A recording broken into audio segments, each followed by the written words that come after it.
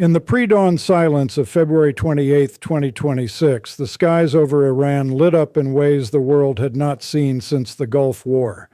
What began as coordinated missile launches from American carrier strike groups and Israeli air assets quickly revealed itself to be something far more consequential, not merely another airstrike, but a demonstration of a new kind of warfare, one built not just on steel and explosives, but on algorithms, artificial intelligence, and machine-speed decision-making. The U.S. military struck a blistering 1,000 targets in the first 24 hours of its attack on Iran, a feat made possible in part by its deployment of advanced artificial intelligence systems. In Moscow, the lights burned through the night. Vladimir Putin had watched American power projection for decades. He had never seen anything quite like this. The operation was dubbed Epic Fury, and when Donald Trump announced it to the world, he called it the most powerful military operation in American history. That was not an idle boast. What unfolded over Iran in the weeks that followed was a showcase of American military technological dominance that left defense analysts, foreign governments, and adversaries scrambling to reassess everything they thought they knew about how the United States fights wars. The sheer speed, the scale of targeting, and the integration of cutting-edge systems amounted to a live demonstration of next-generation warfare, one conducted not in a training exercise or a classified Pentagon briefing, but in full view of the world, above one of the most strategically important nations on Earth.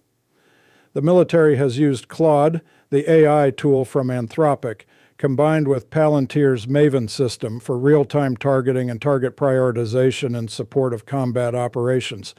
This was not the AI of science fiction, not robots making autonomous killing decisions. It was something more subtle and in many ways more transformative.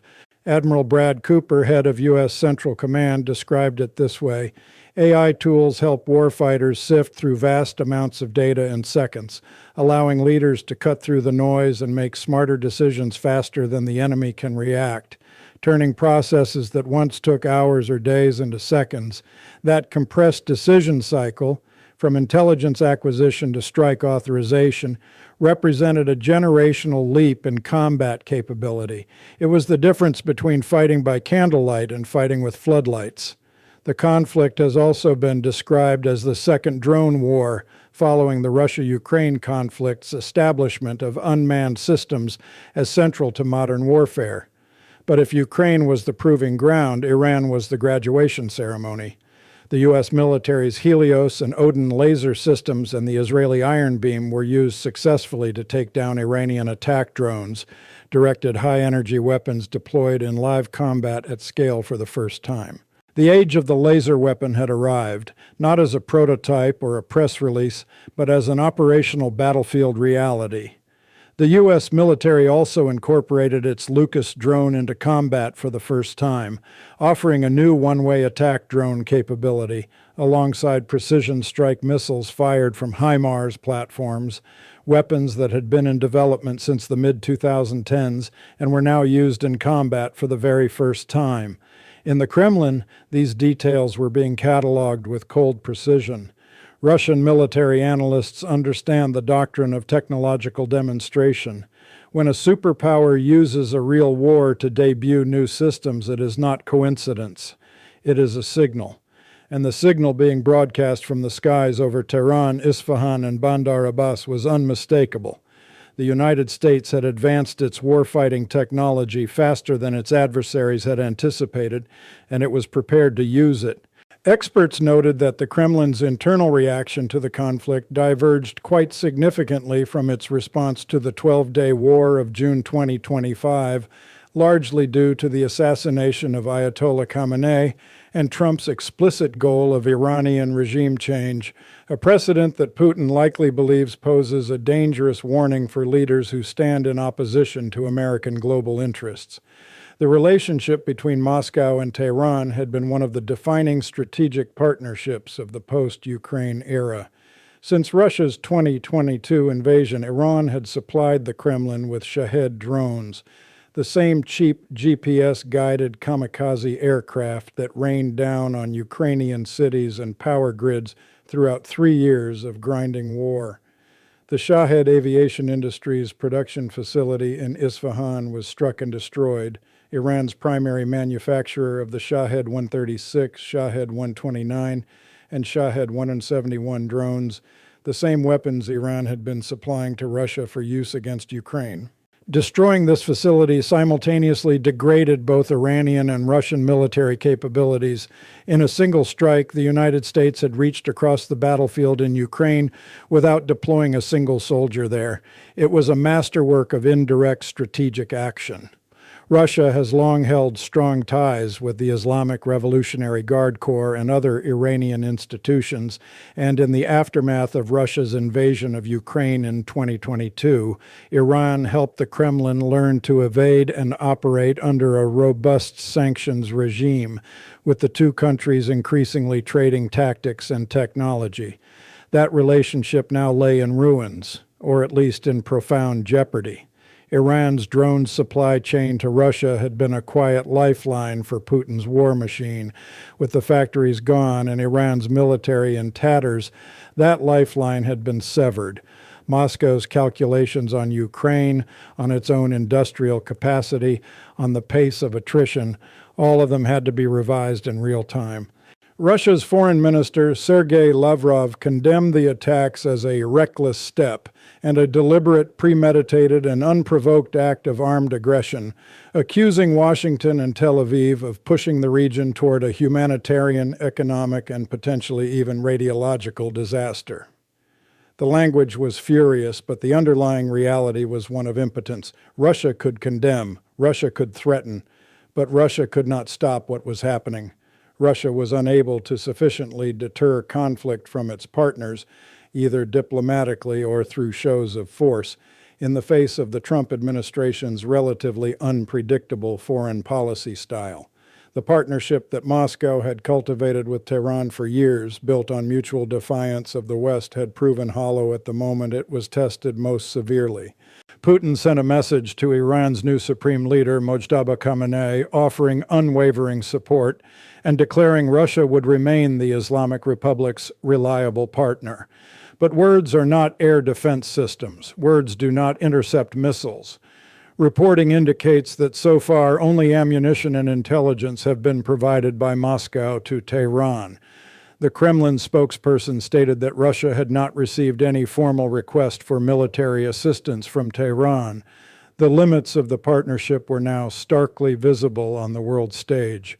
Iran had fired over 2,000 Shahed drones across the Middle East since the war began, but it faced an adversary armed with laser systems, layered missile defense, and AI-driven targeting that could process thousands of data points simultaneously. The asymmetry was overwhelming. Reports emerged that Russia had provided satellite intelligence to Iran just days before a strike on Prince Sultan Air Base in Saudi Arabia, which lawmakers called deeply disturbing and a severe and unforgivable escalation, an act of actively providing intelligence to target and kill American service members. This was the shadow war within the war, Moscow feeding targeting data to Tehran, hoping to bloody the American nose without triggering a direct confrontation. It was the same playbook Russia had used in Ukraine, in Syria, in Libya. But the calculus had shifted dangerously. The United States was now operating in a theater where Russia's fingerprints were on Iranian military planning, and Washington knew it.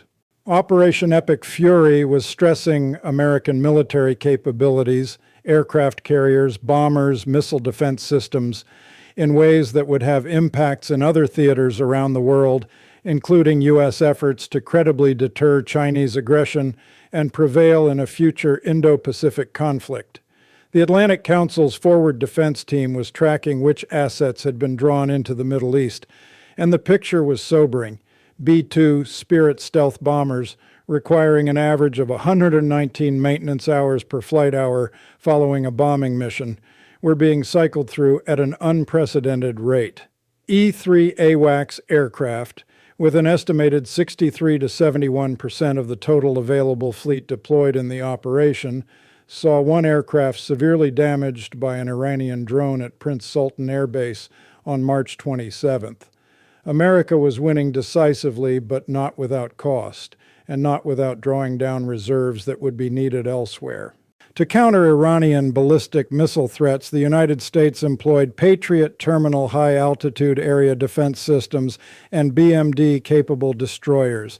In June 2025, the U.S. had reportedly fired a quarter of its historical purchases of THAAD interceptors while defending Israel against Iranian strikes alone. The mathematics of interceptor stockpiles was not lost on military planners in Beijing or Moscow. Each missile fired in the Middle East was a missile not available in the Pacific. Each laser shot, each HIMARS round, each drone destroyed over Tehran was a data point in a larger strategic calculation about American staying power across multiple simultaneous theaters. For Putin, the deeper horror was not the technology itself, it was the implication. Russia had spent years building the narrative that American military dominance was declining, that the era of unipolar power projection was over, that Washington lacked the political will and industrial capacity to sustain major military operations. The impressive American way of war on display in Iran was the fruition of decades of trial and error, honed processes for gathering intelligence from many sources, analyzing target systems, evaluating options for attacking them, coordinating joint operations, and assessing bomb damage, all now supercharged by artificial intelligence throughout the entire targeting cycle. That narrative of American decline lay in ruins alongside Iran's missile factories. Russia had reportedly been sharing U.S. military positions with Iran, and Russian naval assets were deployed to the eastern Mediterranean, with the Admiral Kuznetsov carrier group departing Severomorsk and Russian submarines detected approaching U.S. carrier strike groups. It was a carefully calibrated show of force, designed to signal solidarity without triggering a direct military response. But the American carrier strike groups did not flinch. The B-2s continued their sorties. The AI continued processing targets. The lasers continued burning drones out of the sky. Russia's naval gesture registered as theater, not deterrence. Within the first 6 days of Operation Epic Fury, the Pentagon confirmed to Congress that the operation had cost $11.3 billion, approximately $1.88 billion per day. Oil prices surged above $100 per barrel. Stock markets fell. The Strait of Hormuz, through which roughly 21% of global oil passes, was choked and mined. Iran had mined the Strait of Hormuz, and CENTCOM moved to destroy 16 mine-layer vessels, leaving approximately 15 million barrels per day stranded. The global economic shockwaves rippled outward, from Gulf trading floors to European energy markets to American gas stations.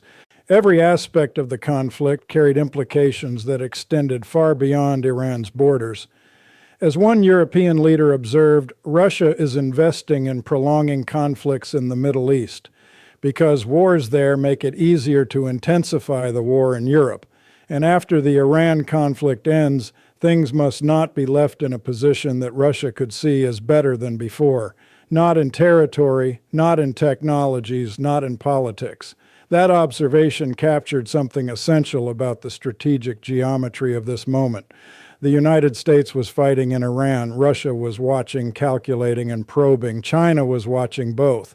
Every weapon system unveiled over Iran, every AI-driven targeting decision, every laser-killed drone was being studied and wargamed by adversaries who would one day face those same capabilities or attempt to field their own versions of them. The conflict in the Middle East presented both a further weakening of Moscow's strategy in the region and also a potential economic and military windfall. If the Strait of Hormuz remained closed, American assets would be rerouted away from Ukraine, providing Russia with strategic breathing room on its most pressing front. This was the cold arithmetic of great power competition. Suffering and chaos in one theater could provide relief in another. Putin did not need to win in Iran. He simply needed the Americans to bleed long enough and expensively enough that attention and resources would be diverted from Kiev. But the United States had demonstrated something that complicated that calculation profoundly. The speed of AI-assisted warfare, The ability to prosecute 1,000 targets in 24 hours, to turn days-long intelligence cycles into seconds, to field laser weapons and combat debut precision missiles simultaneously, suggested that American military power was not simply being consumed in Iran, but being honed. Every first use of the Lucas drone was a battlefield test that would refine future deployments. Every Helios laser intercept was data fed back into the system, improving performance. The war over Iran was, in one critical sense, the world's most expensive and consequential military research and development exercise. China's defense ministry warned that the unrestricted application of AI by the military, using algorithms to determine life and death, erodes ethical restraints and accountability in warfare and risks technological runaway. It was a telling statement, less a moral condemnation than a strategic alarm. Beijing and Moscow both understood that the gap between American AI-enabled military capability and their own was growing, and that it was growing faster than they had anticipated. The window in which they could challenge American military primacy through conventional force structures was narrowing. The pressure on both powers to accelerate their own AI and autonomous systems programs had just been ratcheted up dramatically. Even Iranian officials cited Putin's messages as a source of inspiration, claiming that Russian support promised new bonds for security. But inspiration does not rebuild destroyed missile factories. Symbolic solidarity does not restore obliterated air defense networks. The gap between Putin's rhetoric and his actual capacity to alter events on the ground in Iran was enormous and humiliating. For a leader who had cultivated an image of strategic mastery and geopolitical cunning, watching his partner country be systematically dismantled by AI-guided American air power was a visceral demonstration of the limits of that image. Trump claimed, after speaking with Putin, that the war was very complete pretty much, and that America had already won the war in many ways. Whether or not that proved true, the world had already absorbed the lesson written in fire across Iranian skies. The United States had unveiled a new doctrine of warfare, faster, more precise, more technologically integrated than anything seen in previous conflicts. It had destroyed the drone supply chain feeding Russia's war in Ukraine. It had demonstrated that AI could compress the kill chain from days to seconds. It had fielded directed energy weapons in live combat. And it had done all of this while Russia watched, protested, and found itself unable to intervene in any meaningful way. History does not always announce itself clearly. But on the morning of February 28, 2026, as the first B-2 Spirit stealth bombers rolled toward Iranian airspace carrying the combined output of decades of American defense investment in AI, in directed energy, in precision strike, and autonomous systems, it announced itself unmistakably. The future of warfare had arrived. And in the Kremlin, for the first time in a long time, Vladimir Putin had reason to be genuinely afraid of it.